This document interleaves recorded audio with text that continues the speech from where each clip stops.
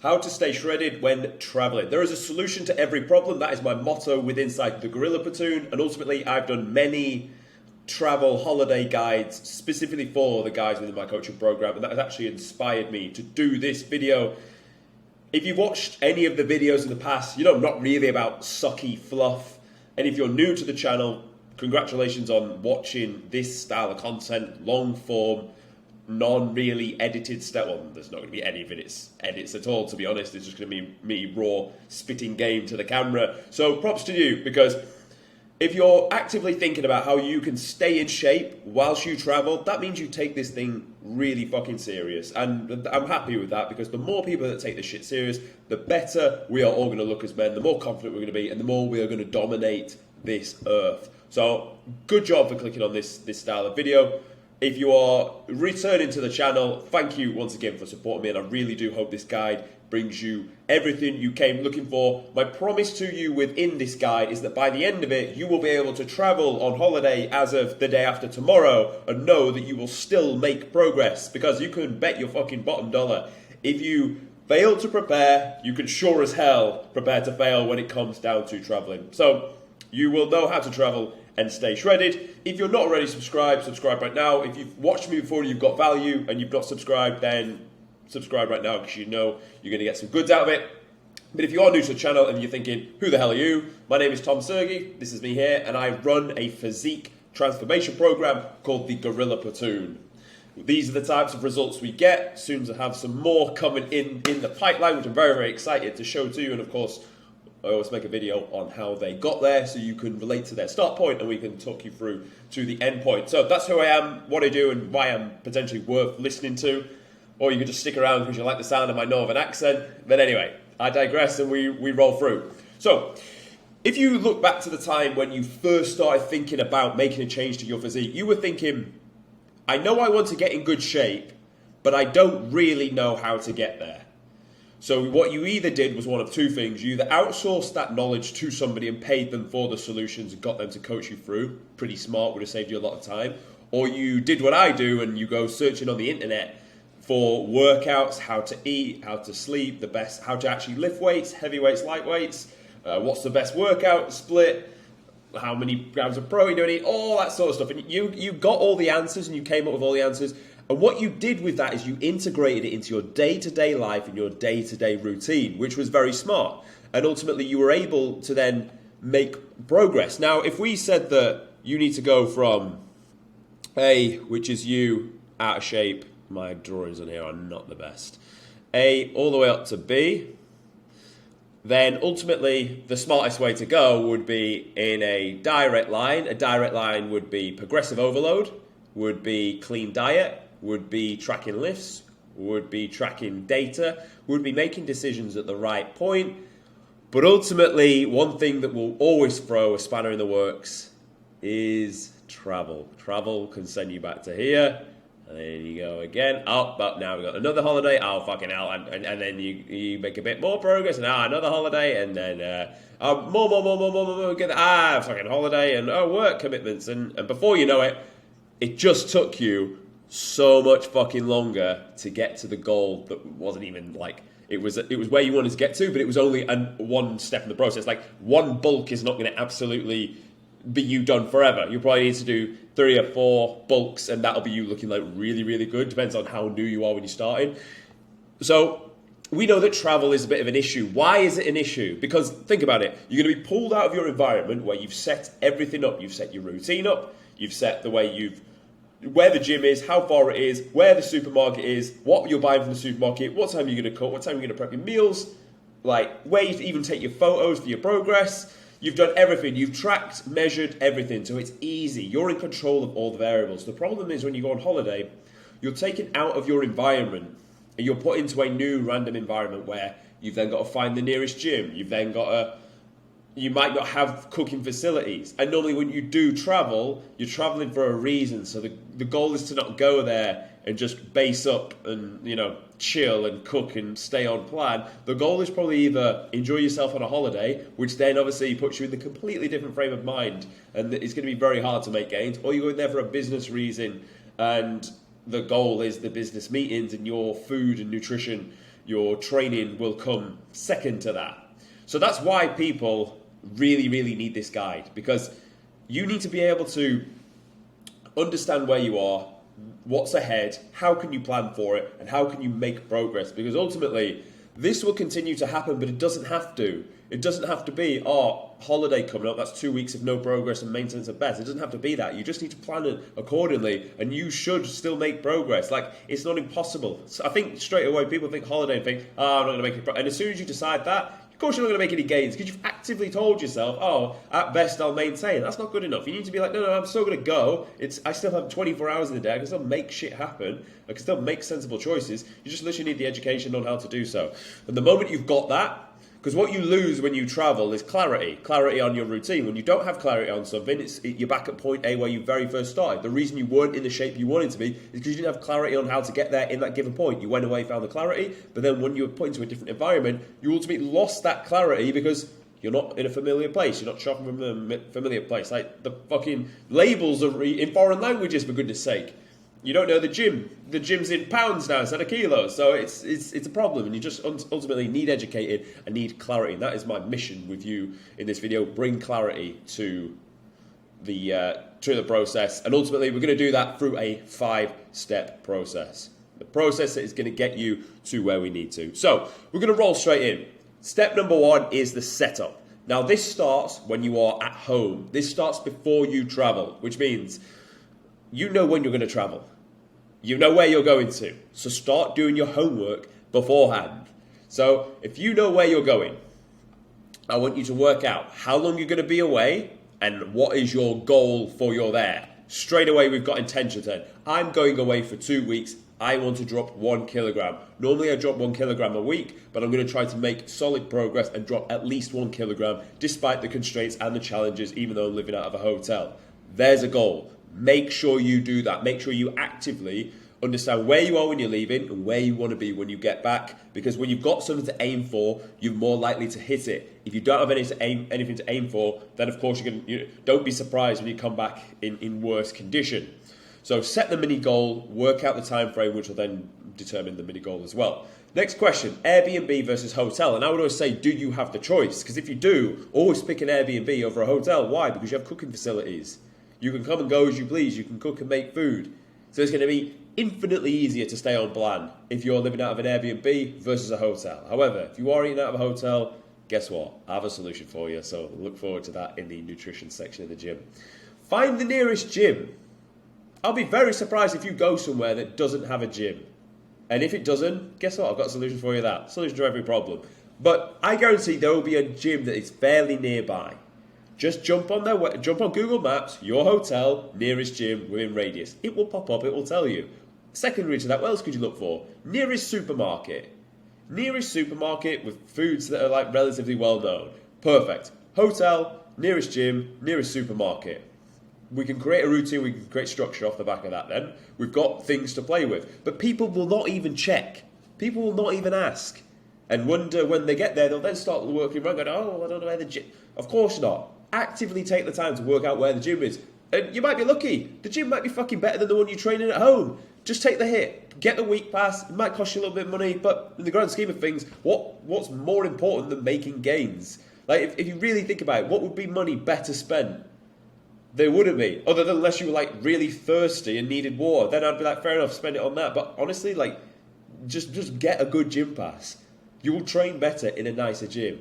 Or, at the very least, your hotel might have a gym. If you really don't want to pay for one, you're only there for 2 nights, it's not worth going. It is still worth, but let's say somehow you managed to, you wouldn't be able to convince me, but let's say you managed to convince me, train in the hotel gym, and we come up with a workout for that. So the setup, set everything up correctly. Work out, where am I going, how long for, what's my mini goal, where am I getting food from, where am I training from? Bang, bang, bang, bang, bang. And obviously you're also going to want to understand, are you going for leisure? Perfect, because then everything's on your terms pretty much. Or are you going for business? Perfect. Okay, work out what time is allocated to business, and then you're going to structure your time around that, which leads me on to point number 2, which is routine. Now, the first thing to look at when we're in routine, if we want to really stay on plan when we're traveling, is when to actually have our first meal and break fast, as they say.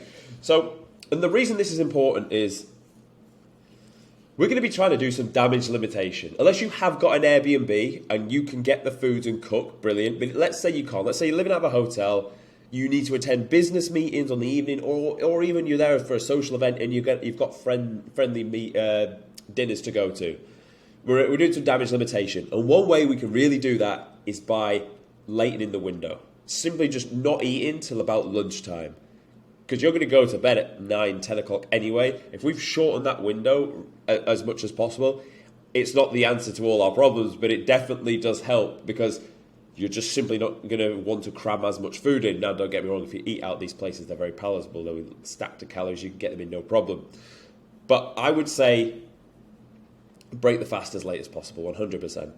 When to train? Now, this is an interesting one because you want to train when you've got optimal amount of energy. So I would say, let's say you're on holiday. I would go out. I would do my morning activities, going to museums, going to the beach, going to nature parks, wherever it is you want to go with your friends, your girlfriend. All in the morning. Wrap it up by 12 o'clock. First meal 12:31, and then I train mid-afternoon. Finish that, and the reason I do that is I can have a meal beforehand or even just some like a pre-gym meal, like some high GI carbs, and then I'd have my post-workout meal off the back of that, and then later on I'd have another meal here, and that'd be all right. That is when I would train. Now, if you've got cardio to do as well, potentially I would get up early in the morning, get that cardio ticked off. If you're deeper into, like, if you're on my plan and you pass like 30 minutes a day, you're probably going to want to get up earlier and just get that ticked off, unless you do want to bolter it on the back end of the session. So routine, so structure when you're going to get up, structure your activities or your business meetings, push your session back quite far into the day. Along with that, push the fast as far back into the day as you can, and that will ideally structure the routine that you're looking for.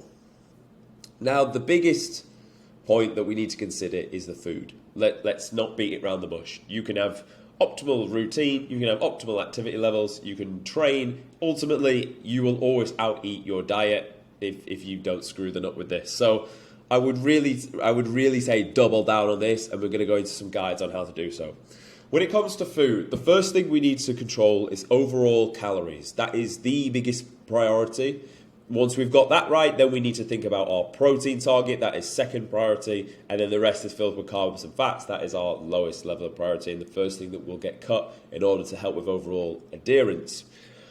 One thing I didn't mention, but I'll mention it now, is you can take food on pretty much most flights. So let's be honest. On that day you're traveling, you can stay on plan even as you navigate the airport. In fact, you can definitely stay on plan, and if anything, it will make life a lot easier knowing that you've got that meal with you. You don't need to buy anything in the airport. You don't need to eat the plane food. You're just going to have that solid meal, and you're going to be in a good space. Take your Tupperwares with you, and that way you can do the same on the way back.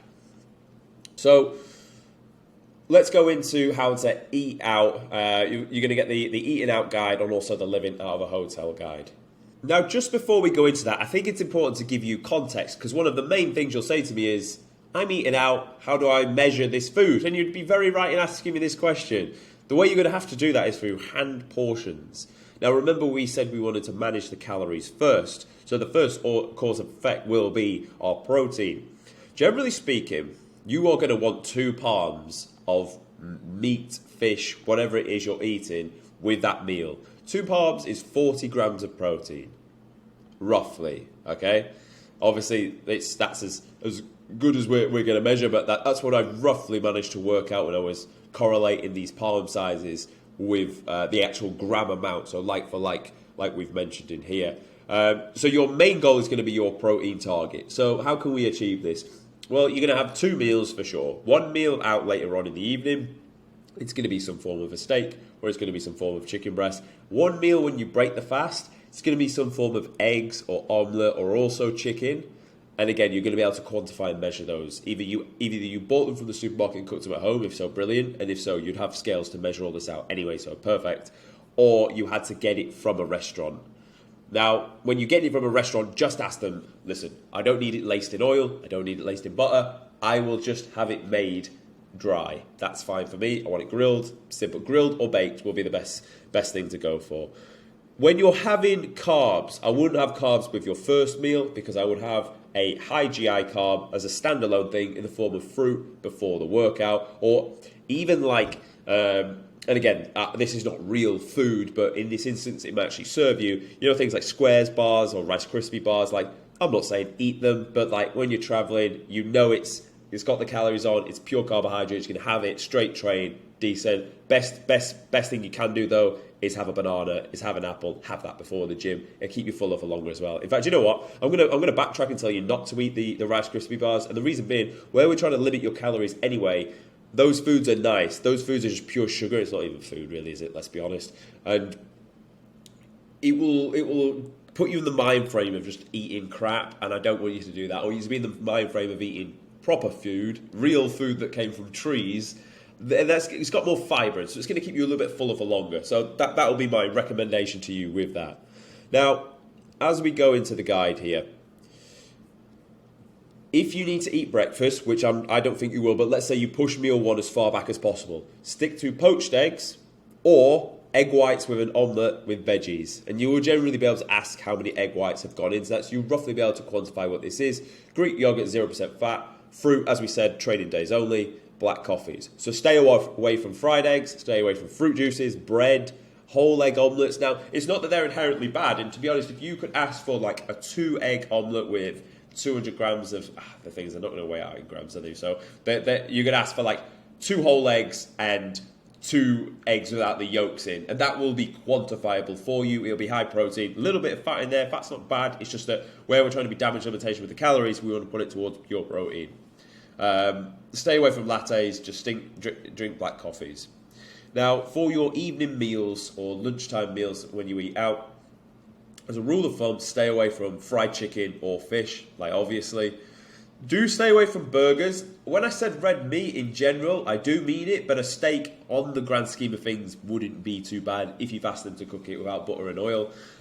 Stay away from fatty fish. Like, it's not that they're bad, it's just that when you eat out, they're made to taste nice. So it's going to cost more calories, and just fatty fish is just, obviously, it's more calories than a lean option. Where we're trying to do damage limitation, you just don't want to eat that like fatty stuff out, to be honest. And again, it's not that it's bad.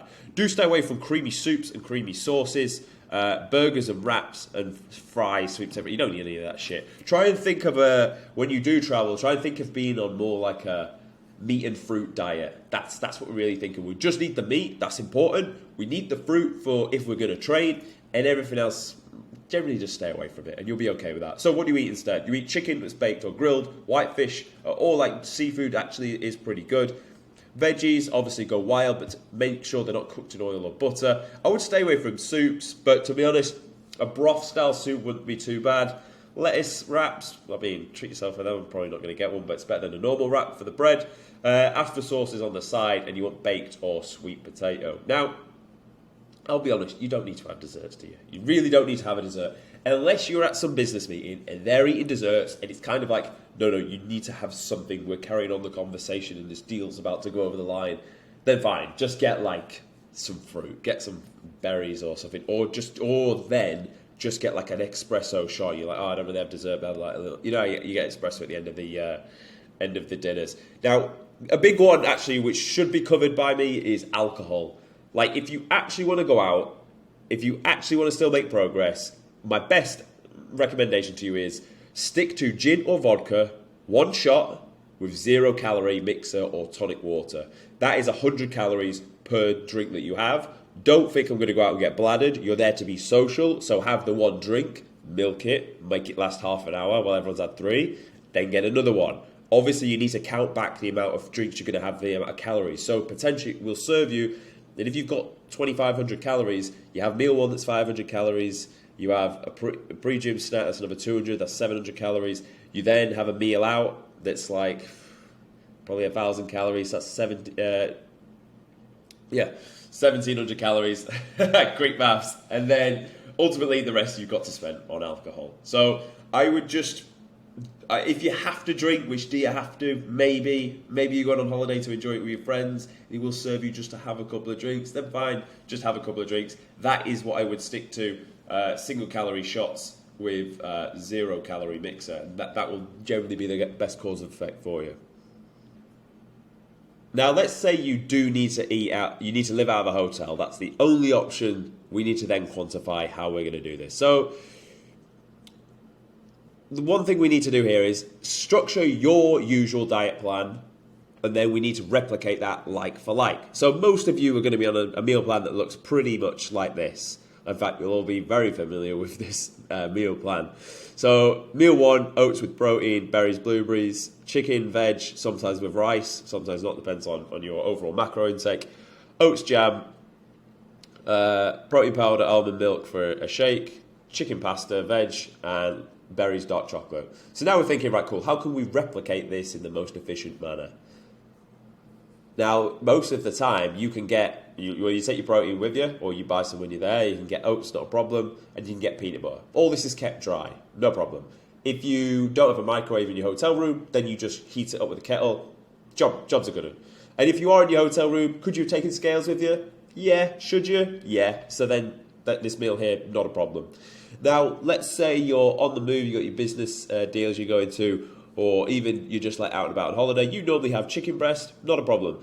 Go and get the cooked stuff, go and get the mixed veg, and get some like hot sauce to go with it. You're going to want some seasoning on there and some hot sauce, so I get that. So go and get that from there, and then that will allocate to that meal. You just need to work out what you would normally have in uncooked weight, because normally that's the best means to weigh things, versus the cooked weight.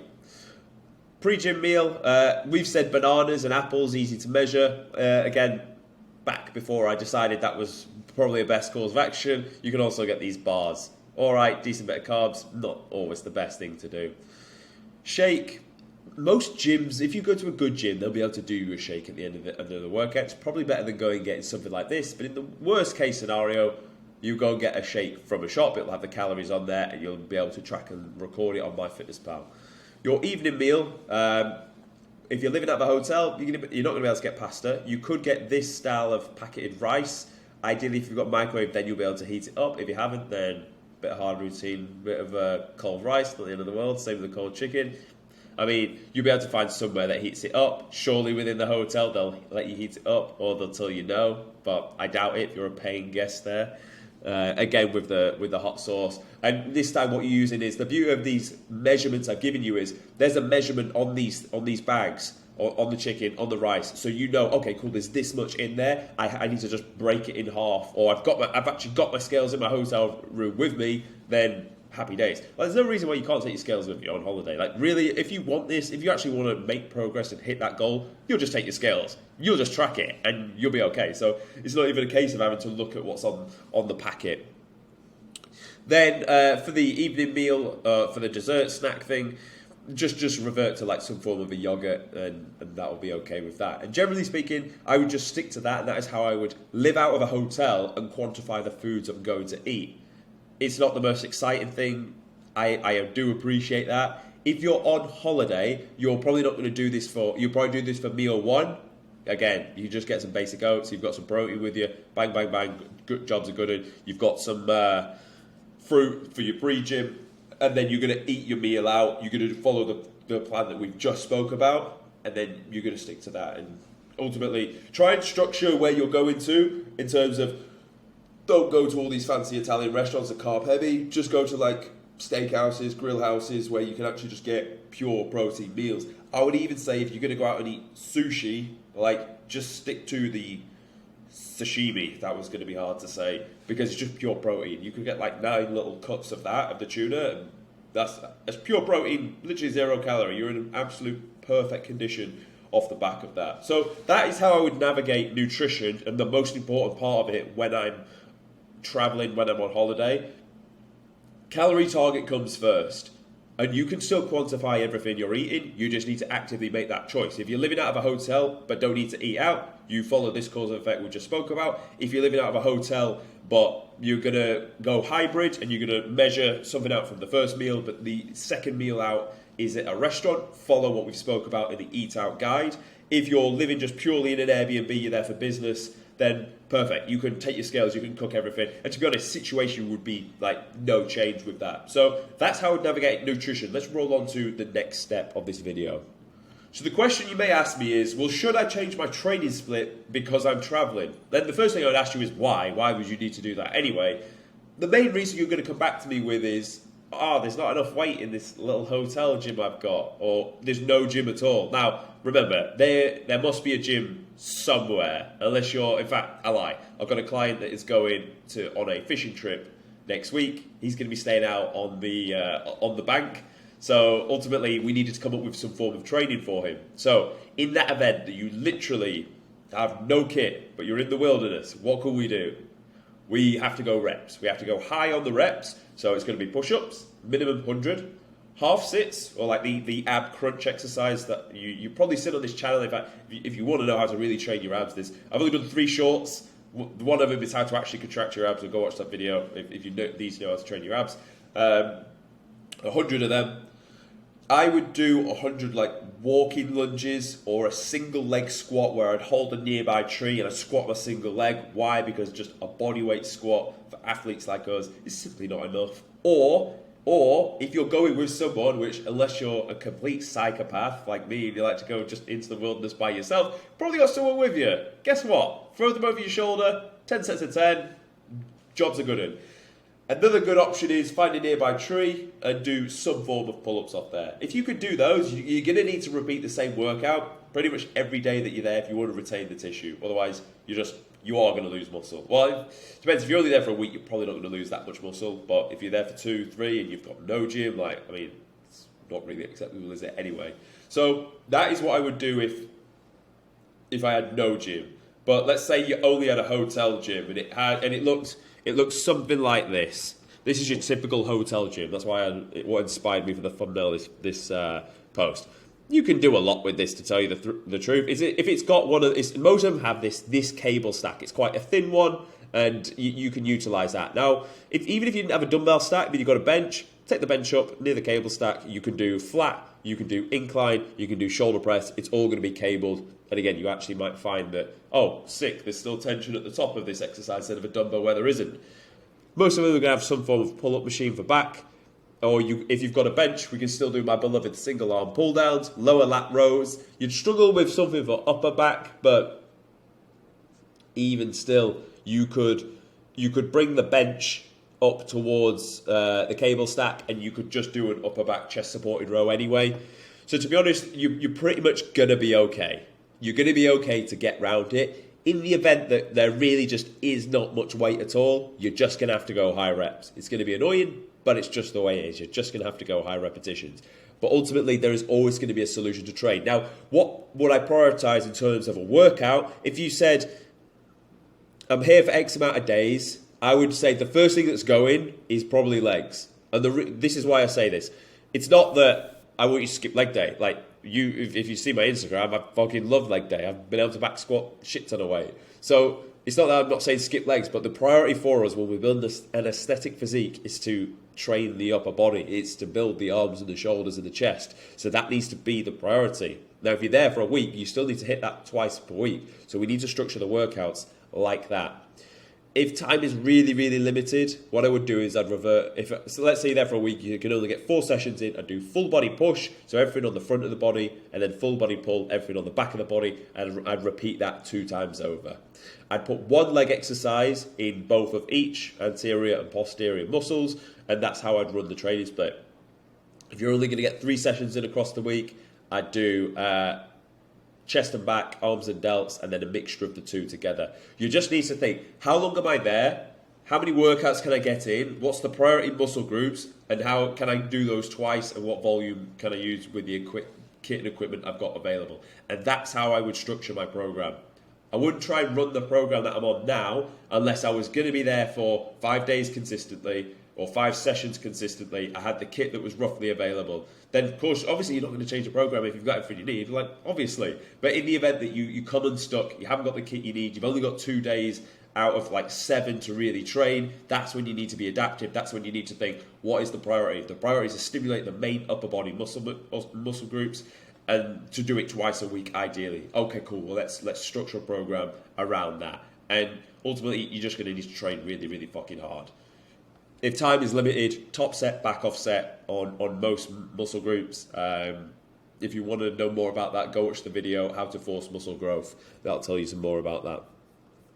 So, I think we've covered the training. The last thing we need to discuss is the activity. So, ideally, you're going to walk a fair amount. If you're on holiday in a new location, generally speaking, you'd agree with me, steps are normally high. And to be honest, you only really need to be doing 10,000 steps each day. Like, any more than that, it's good, but most people just don't have the time to do so. So you're going to need to structure in some form of cardio. Now, let's say you don't have CV equipment like my client that's going to live on a bank for a week. What can he do? You want to do some form of like power walk / very low level jog, because you still want to keep your heart rate 120 to 130. Now, how would you know you're at that if you don't even have a watch? Roughly, you should be able to keep a conversation when you're doing this cardio. In fact, 100% you should be able to keep a conversation. If you can't keep a conversation, you've completely lost it at that point. You're not even aerobic if you go past that. And you're just going to have to get out and run at the detriment that you may accumulate fatigue. The point I missed out about the legs was also that we're trying to control food, which means if we're trying to control food, we're probably going to be under if we're not tracking. If we're doing everything right, you're probably going to actually be under calories. So if you're smashing your legs, that's going to accumulate a shit ton of fatigue, it's going to send your appetite through the roof. Are you really going to be able to stay that adherent? Potentially not. And that's another reason why I'm saying you don't need to focus on legs when you're away. I'm not saying don't do a single set. For sure, do a top set and a back off set of a normal double-legged split squat, and that'll be fine for stimulating growth. Do a top set and a back off set for RDLs, brilliant. But doing an all-out leg day session when you're trying to control food and you know for a fact you're not eating as much as you should do because you're trying to be under as opposed to over, then I would argue sometimes you've just got to weigh up what is the juice worth the squeeze. And I don't think with legs when you're traveling, it really is in the overall terms of adherence and what we're really looking for. So that's the main going full circle why I wouldn't be focusing too much on legs when I'm traveling. So let's say you have got some CV equipment, get it in ideally first thing in the morning. Get straight up, get straight into your hotel gym, straight out the CV equipment, job done, ticked off. Because you can stick it on the back end of your session, but let's picture this. You've broken the fast with probably not that much food. You've then gone to train, you've trained for an hour and a half, and now you're going to do an hour's cardio, you're going to be absolutely ravenous. So when you finish that, you're going to be thinking of grabbing like all sorts of stuff. So I would get it in first thing in the morning or very late in the evening. But most likely if you've been out socialising, you're going to come and do your cardio. If you've been out at dinner meeting, you're probably not going to do your cardio. So either early morning or early evening, just not right after the workout, unless you've only got 20 minutes to do because you're early on within your plan. Then of course you can just stick that on the back end of it. And that's how I'd structure the activity. So the main things to think about when we're travelling is, where are we going? Where's the nearest gym? What food am I going to eat? Have I got something to cook from? Then the main thing you need to think about is, how am I managing the food? If I get the food right, everything else will fall into place. And we've gone at length on how you're going to do that. Think about your training, what's priority, upper body movements, structure the program accordingly to that, and then just tick off the rest of the activity as you go through the week. And it's going to be tough. Of course, it's going to be tough. People are going to be challenging you. In fact, it's not something we really spoke about, but like, I would ask you, how are you going to navigate conversations where people say, oh, you're on holiday, what do you mean you're going to the gym? Or what do you mean you're supposed to be on holiday? You need to be like, look, I've got this goal that I'm working towards. I know it'd be nice to eat loads of shit, but honestly, just I'm not going to do it. So you can try and force me, you can call me a pussy for not drinking, but I don't really care because I've got this goal to get to. But the one thing I'll say is, be ready for that conversation, because ultimately the social pressure will be put on you at some point when you're on this traveling trip, especially if it's a holiday. You're going to need the answers. You're going to need the answers to come to them and be like, no, I'm not doing this. I've come here on this holiday to socialise and to be with you, but ultimately I'm not sacrificing it towards my goals. Now, they'll either support you or they won't.